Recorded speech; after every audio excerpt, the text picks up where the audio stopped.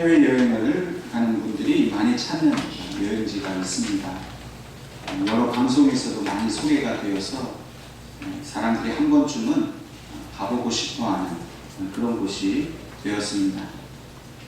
그곳은 이 프랑스와 또 스페인과 포르투갈에 걸쳐 있는 산티아고 순례길이라는 곳입니다. 전체 이 순례길은 약 800km 정도가 되고 걸어서 한 달 정도 걸리는 그런 여정이라고 합니다. 이 산티아고 순례길을 걷다 보면 그곳에서는 고대와 중세의 기독교 역사를 만날 수가 있다고 합니다.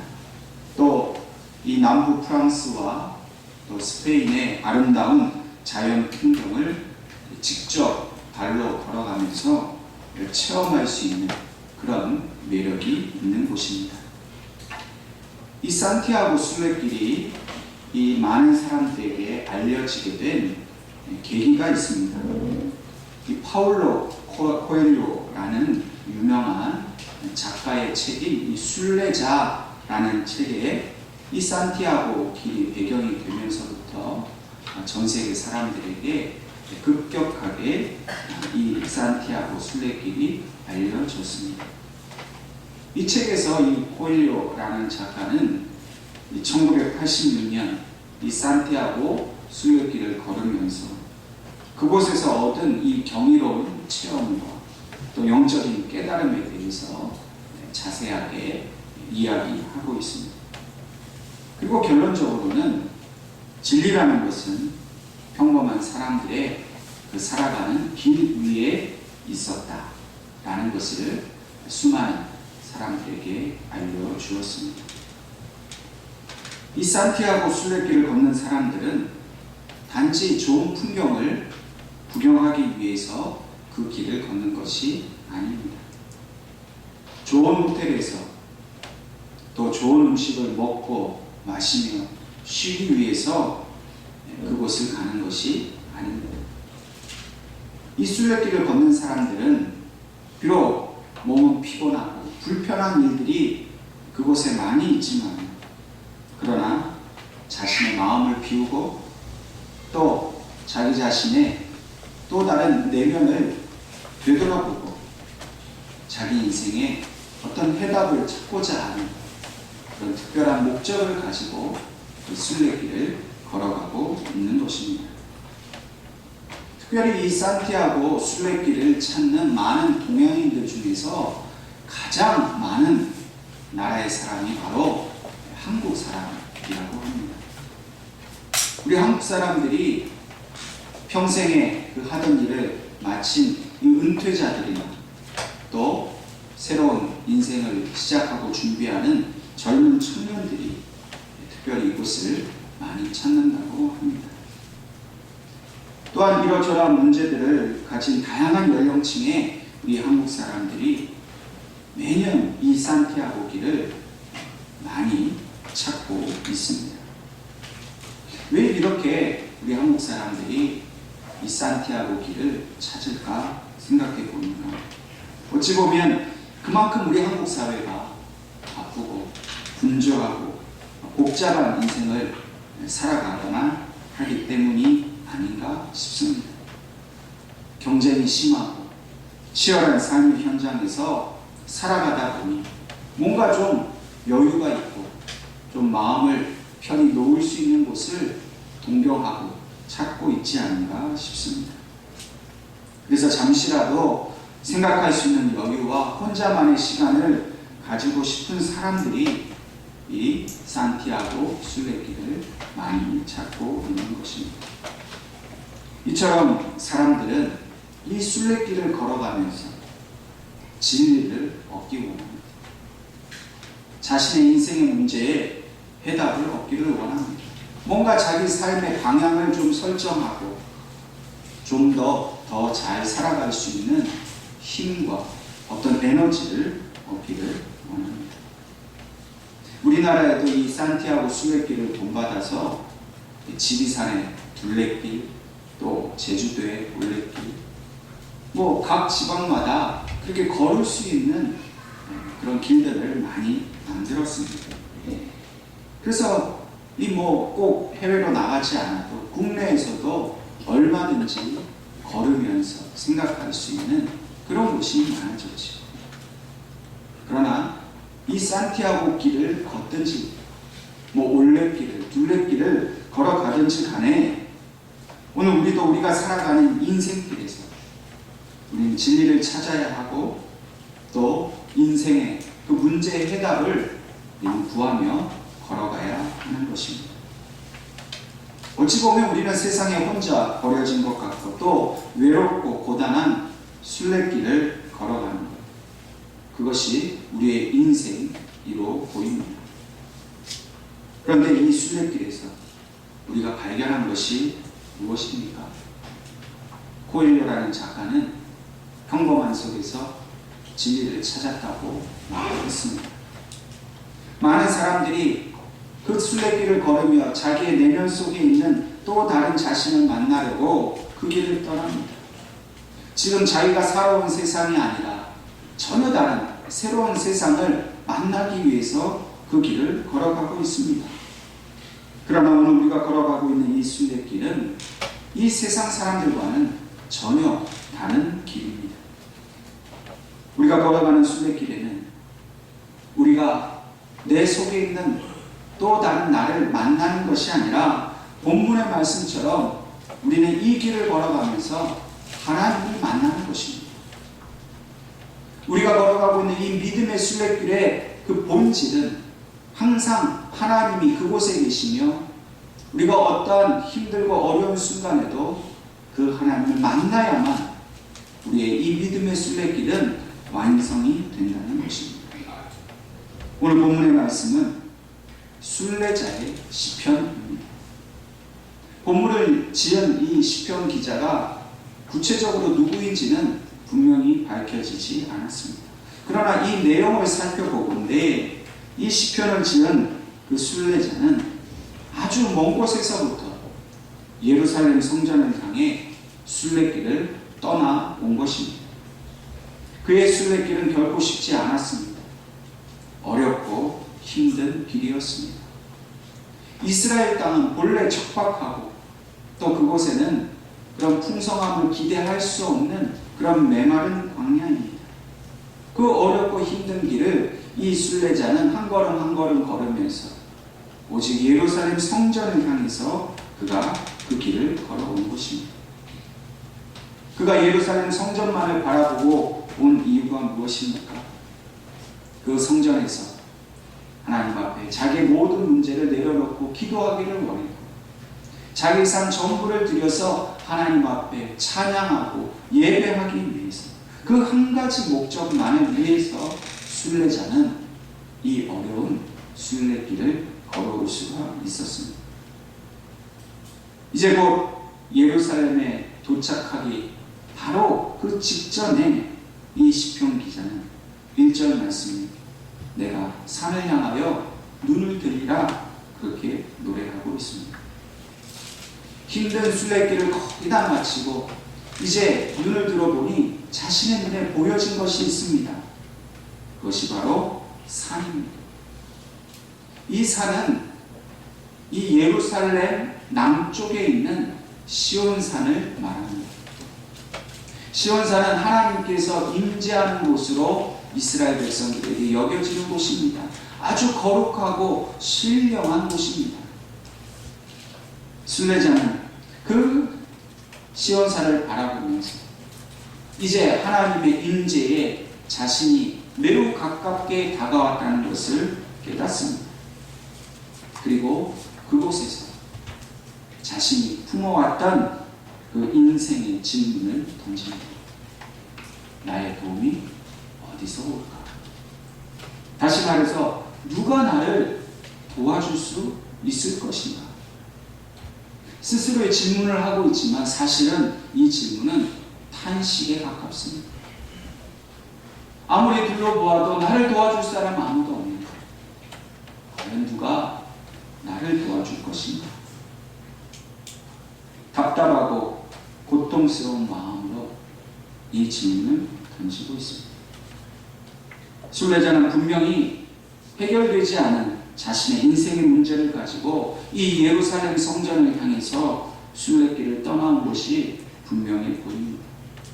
이제 저 성전에 도착해서 하나님을 만나며 그 하나님께 예배드리며 이제 내 문제는 해결될 것을 기대하고 있는 것입니다. 이러한 간절한 기대 속에서 그가 이제 그 시온산을 바라볼 때에 갑자기 그의 마음속에 깨달아진 것이 있습니다. 그것은 바로 나의 도움은 천지를 지으신 여호와께서로다 라는 고백입니다. 유진 피터슨이 쓴 이 메시지라는 성경에는 이 본문 1절과 2절을 이렇게 기록하고 있습니다.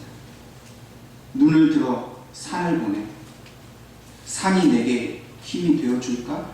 아니, 내 힘은 오직 하나님 하늘과 땅과 산을 만드신 이 순례자에게는 이 산이 영원한 자기의 문제를 해결해 줄 수가 없는 것입니다. 물론 위대한 자연을 마주할 때에 사람들은 경이로움을 느낍니다. 그곳에서 어떤 신의 존재를 느낍니다.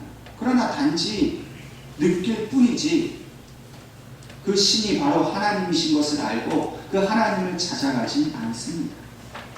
아무리 웅장한 산이나 바다라 할지라도 자연은 결국 우리에게 아무런 해답을 주지 못합니다.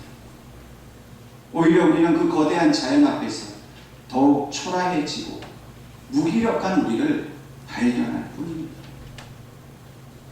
그러한 우리들을 붙들어 주실 수 있고 그러한 우리들을 온전히 세워주실 수 있는 하나님을 만나는 것이야말로 우리 순례길, 인생의 순례길에서 가장 중요한 일인 것을 우리는 깨달아 알아야 할 것입니다. 순례자는 자신을 도와주실 분, 자기 인생의 문제를 해결하실 분은 오직 하나님이신 것을 고백하고 있습니다. 너무나도 당연하고 올바른 믿음의 고백이지. 그런데 이 순례자가 하나님을 어떤 하나님이라고 찬양하고 있습니까? 천지를 지으신 분이라고 노래를 하고 있습니다. 이 말은 천지를 지으실 만큼 위대하시고 크신 하나님께서 나를 도와주시는데 내가 무엇을 염려할 수 있겠는가? 라고 말하는 것입니다.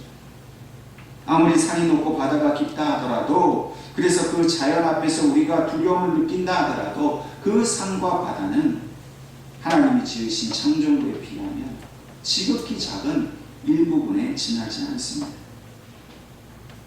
그러므로 이 천지를 지으신 하나님을 만나는 나의 연약함과 나의 부족한 모든 것을 채우실 수 있는 분은 오직 하나님이신 것을 믿고 그분의 임재를 경험하는 것, 그것이 바로 진정한 순례길의 목적인 것입니다. 오늘 우리도 믿음의 순례길을 걸어가는 사람입니다. 아무런 목적 없이 그냥 이렇게 되면 저렇게 되고 그냥 세상이나 즐기려고 떠나는 여행객이 아닙니다. 특별한 하나의 목적을 가지고 힘들고 어렵고 불편하지만 그 모든 것을 수고를 감수하고서라도 마침내 도착해야 할 그 길을 향해 가는 그런 순례자입니다. 그런데 그 순례길에 우리는 하나님을 찬양하고 노래할 수 있어야 합니다. 나의 도움이 어디서 올까? 누가 나 좀 도와줄 사람이 어디 있습니까? 물론 우리는 이렇게 탄식하고 괴로워합니다. 결코 쉽지 않은 어려운 인생의 문제들을 우리는 만나서 우리는 좌절할 때도 있습니다. 외롭고 고통스러운 시간들이 우리를 떠나지 않을 때가 있습니다. 하나님만 바라보고 이 길을 걸어왔는데도 여전히 우리가 힘든 시간을 보내고 있습니다. 그런 우리의 탄식에 대해서, 우리의 아픔에 대해서 하나님 이 질문에 대한 답을 이미 우리 심령에 주셨습니다. 우리가 되돌아보건대 우리가 걸어온 이 순례길에 이미 하나님은 함께 하셨습니다. 힘들고 지쳐있는 순례자의 삶을 늘 따뜻하게 만져주고 계십니다. 그래서 저와 여러분의 입술을 통해서 나의 도움은 천지를 지으신 여호와에게서로다 라고 그렇게 확신을 가질 수 있도록 우리를 도와주고 계십니다. 오늘 이 시간 우리의 이 외롭고 고단한 믿음의 순례길에 하나님의 크신 사랑과 편팔로 우리를 품어주시는 우리의 도움이 되시는 그 하나님을 찬양할 수 있기를 주님의 이름으로 축원합니다. 때로 우리는 이 세상의 삶이 힘들어서 세상과 완전히 분리되고 또 세상을 등진 것처럼 외롭고 고독한 순례의 길을 가고 있는 것처럼 느껴집니다. 그러나 결코 그렇지 않습니다. 우리는 이 세상을 등진 자가 아니라 오히려 이 세상 가운데서 하나님과 함께 동행하는 순례의 길을 걸어가야 합니다. 오늘 본문 3절과 4절 말씀에 이 시편 기자는 구체적으로 자신의 삶 속에서 함께 하시는 하나님, 진정으로 자신을 도와주시기를 간절히 간구하고 있습니다. 실족하게 아니하시는 하나님, 졸지 아니하시는 하나님, 주무시지도 아니하시는 그 하나님을 간절히 찾고 있으며 또한 그 하나님이 자신을 도와주고 있음을 확신하고 있습니다. 1969년 미국의 닐 암스트롱이 처음으로 인류 역사상 달에 착륙을 했습니다. 근데 이 닐 암스트롱이 달에 착륙하면서 한 일이 하나 있다고 합니다. 그것은 바로 이 시편 121편을 암송하면서 하나님을 찬양했다고 합니다. 이 암스트롱과 수많은 사람들은 이 과학적인 호기심을 가지고 달을 향했습니다. 미지의 세계에 대한 정복심을 가지고 달에 도착을 했지만 정작 이 암스트롱은 그곳에서 천지를 지으신 하나님, 졸지도 아니하시고 주무시지도 아니하시면서 자기 인생을 지키시고 보호하시는 하나님을 저절로 찬양할 수밖에 없었던 겁니다. 내가 달에 도착하면 이 시편 말씀으로 찬양해야지 계획하지 않았어요. 흥분과 긴장을 가지고 자신의 쌓은 모든 지식을 가지고 그 달에 도착했지만 그 순간 자기의 지식도 소용없고 자기가 가진 실력도 소용없고 오직 그가 바라본 것은 천지를 지으신 하나님을 경외하는 마음을 가지게 되었다는 것입니다.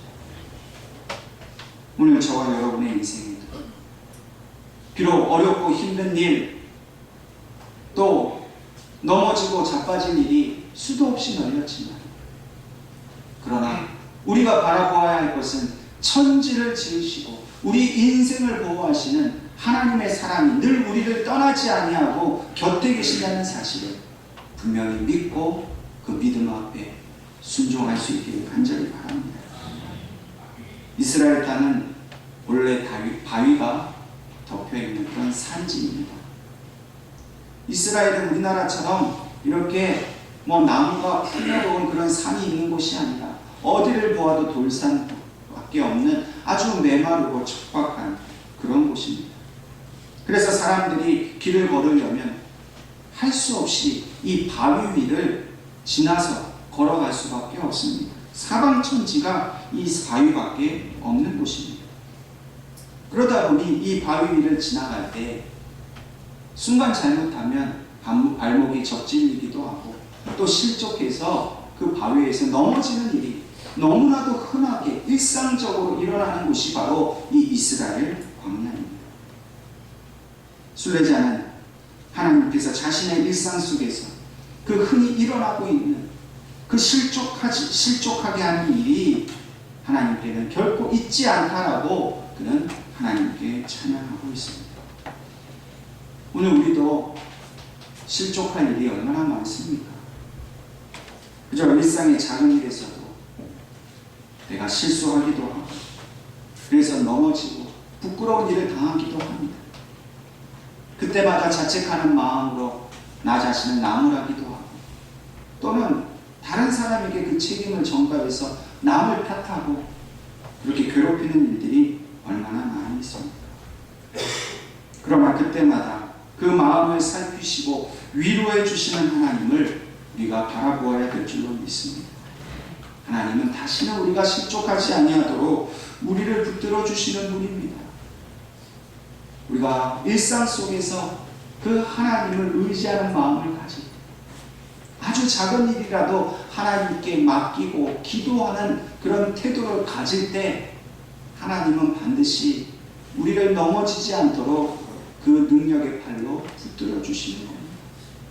근데 우리가 그 작은 것이라고 하나님의 도움을 구하지 않고 그냥 내가 할 수 있다고 내 마음대로 내가 살아왔으니까 내가 다 아니까 내 마음대로 가다가 그 바위에서 넘어질 때 우리가 스스로 낭패를 겪게 되는 것이지. 저와 여러분이 아주 작은 일에도 하나님이 나를 붙들어 주시기를 항상 기도하고 그 모든 것을 맡기고 살아갈 수 있기를 바랍니다. 또한 순례자는 하나님은 졸지도 아니하시고 주무시지도 않으신다라고 고백하고 있습니다. 우리가 어린 자녀들을 키울 때 경험한 것들이 있습니다. 아이가 밤새 열이 나서 밤잠을 자지 못하고 그 아이 열내리라고 곁에서 그 밤을 새며 지킨 적이 있었을 겁니다. 때로는 그 병이 너무 심해서 응급실에 쫓아가야 하는 그런 상황도 우리는 경험을 했었습니다. 그만큼 자식의 아픔을 놓고 부모는 잠을 자지 못하고 그 아이를 지키는 수고를 합니다. 그러나 아무리 자식을 사랑한다고 해도 잠시도 졸지 않고 잠을 자지 않을 수 없습니다. 우리는 자야 합니다. 아무리 아이가 아파도 부모는 피곤하기 때문에 하루 이틀은 밤을 같이 새워줄 수 있어도 얼마 견디지 못하고 그냥 잠들 수밖에 없습니다. 그러나 우리의 아버지 하나님은 결코 잠들지 않으시는 분입니다. 이 말은 하나님이 잠이 없어서 잠을 안 자신다는 말입니다. 잠을 안 자도 될 만큼 체력이 아주 그냥 있으셔서 피곤을 느끼지 못하시는 분이다, 이런 뜻이 아닙니다. 하나님은 항상 깨어 계셔서 그 모든 신경과 관심을 오직 우리에게 집중하고 계신다는 뜻입니다. 사실 부모는 아무리 아이를 지키려고 해도 잠시 한눈을 팔 때가 있습니다. 잠시 다른 일에 집중할 때가 있습니다. 그런데 하나님은 우리를 지키는 것 외에, 우리를 바라보시는 것 외에는 그 어떤 다른 것에도 관심을 두지 않으십니다. 드라마도 안 보고 친구와 전화하느라 우리를 잊는 경우가 조금도 없으시다는 거예요. 우리는 잠시 소홀해서 아이가 다치는 걸 못 보고 그래서 나 때문에 이 아이가 이렇게 다쳤다고 자책하고 괴로워하지만 하나님은 한순간도 우리를 놓치시지 않으시기 때문에 우리가 무엇 때문에 넘어질지 무엇 때문에 다치게 될지를 다 알고 우리를 지켜주신다는 겁니다. 그래서 시편 기자는 이러한 하나님에 대해서 5절 말씀에 여호와는 너를 지키시는 이시라 라고 노래하고 있습니다. 이 말씀은 여호와 하나님의 본래 하시는 일은 우리를 지키시는 일이다 라는 뜻입니다. 여러분, 우리가 직업을 가진다는 것은 그 일에 충실한 사람이 된다는 것을 의미합니다. 여러분, 하나님의 직업이 무엇일까요? 하나님의 직업은 우리를 지키시는 일입니다. 그만큼 하나님은 우리를 지키시는 그 모든 일에 충실하시다는 뜻입니다. 이사야 선지자는 이사야서 37장 32절에 이렇게 말하고 있습니다. 이는 남은 자가 예루살렘에서 나오며 피하는 자가 시온산에서 나올 것입니다. 만군의 여호와의 열심히 이를 이루시리이다 라고 말씀합니다. 우리는 흔히 내가 열심히 하나님을 섬겨서 하나님이 내 열심에 감동해서 나를 지켜주신다 라고 생각을 합니다. 그러나 사실은 나의 열심보다 하나님이 나를 향한 그 열심이 더 크다는 사실을 우리는 깨달아야 합니다. 내 열심 때문에 하나님 나를 지키시는 게 아니라 하나님이 나를 지키시고 보호하시는 그 일을 직업으로 삼아서 나에 대해서 성실하시고 나에 대해서 그 열심이 끝이 없으셔서 나를 지키시고 보호하신다라는 것입니다. 우리가 이 은혜를 깨달아 알아야 합니다. 그래서 우리가 내가 뭔가 열심히 못하면 하나님이 나를 안 지켜주셔서 내게 벌을 내리시지 않는가 오해하지 않아야 합니다. 물론 하나님께서 주시는 그 은혜에 우리는 열심으로 반응해야겠지. 내 열심 때문이 아니라 하나님의 열심이 날마다 우리를 지켜주고 계신다.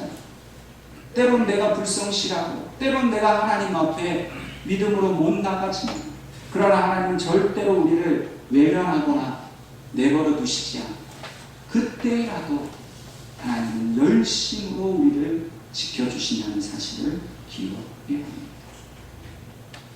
오늘 이 순례자는 하나님이 어떻게 우리를 열심히 지키시는가 4절과 5절을 이렇게 기록합니다. 여호와께서 내 오른쪽에서 내 그늘이 되시나니 낮에 해가 너를 상하게 하지 아니하며 밤의 달도 너를 해치지 아니하리로다. 그렇게 말합니다. 이스라엘 광야는 사막과 같아서 낮에는 그 뜨거운 햇볕으로 사람이 도무지 견딜 수 없는 그런 곳입니다. 그늘이 없으면 그 뜨거운 햇볕을 이겨낼 수가 없습니다. 그래서 이스라엘 백성들은 하나님을 나의 오른편의 그늘이라 그렇게 고백을 합니다.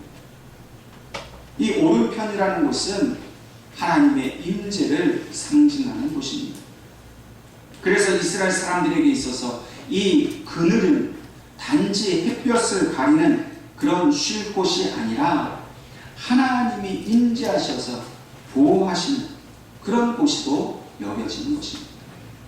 다시 말해 그들에게 있어서 그늘은 바로 생명을 지키는 것입니다. 그들의 삶 속에 그늘이 없으면 그들은 죽을 수밖에 없어요. 하나님이 우리를 보호하신다, 우리를 지키신다. 그것은 내 오른편에 그늘이 되어주신다 라는 말과 똑같은 말인 것입니다. 또한 이스라엘 사람들은 이 낮의 해와 밤의 달이 우리를 해친다라고 생각했습니다. 낮에 떠오르는 햇볕 때문에 사람이 질병을 얻고 밤에 비추는 저 달빛 때문에 인간이 병이 든다 그렇게 생각을 했습니다. 그래서 이 순례자는 이 모든 질병, 이 모든 환난, 생명을 위협하는 그 모든 그 고난에서 하나님이 우리를 지켜주신다라고 그는 간구하고 또한 믿음으로 바라고 있는 것입니다.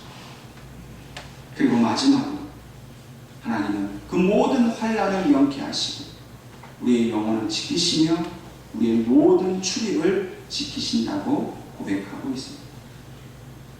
여기서 말씀하시는 이 출입이라는 말은 우리의 모든 삶의 행동을 말합니다.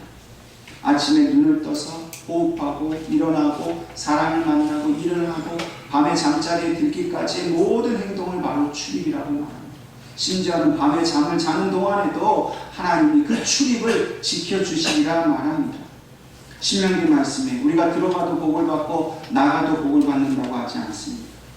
우리가 앉고 서고 일어나고 눕고 하는 그 모든 일, 우리가 하는 그 모든 일을 하나님이 영원까지 지켜주신다고 말씀하고 있는 것입니다.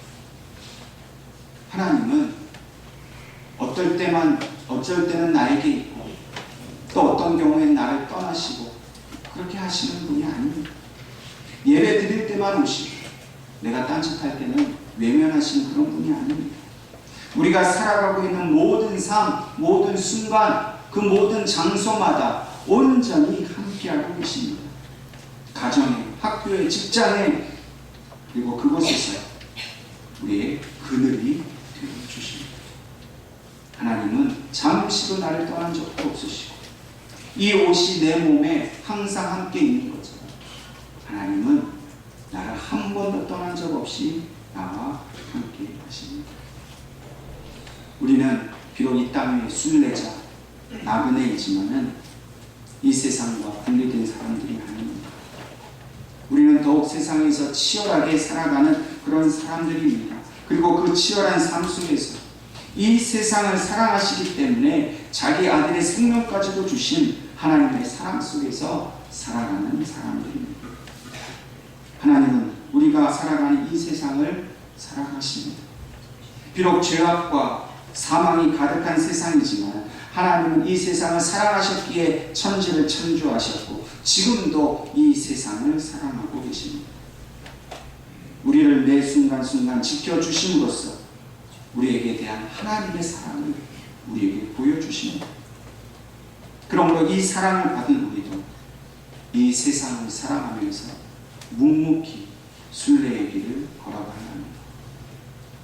이 순례의 길의 마지막에는 우리의 본향이 있습니다. 근데 그 본향은 이 땅 위에 있지 않습니다. 이 땅 위에는 하나님이 거하시는 시온산이 있고 우리가 그 시온산을 바라볼 때마다 저 아버지 집에 있는 그 본향을 바라보아야 합니다. 날마다 시온산을 바라보면서 나의 도움이 어디서 올까 탄식할 때 나의 도움은 천지를 지으신 여호와께서로다.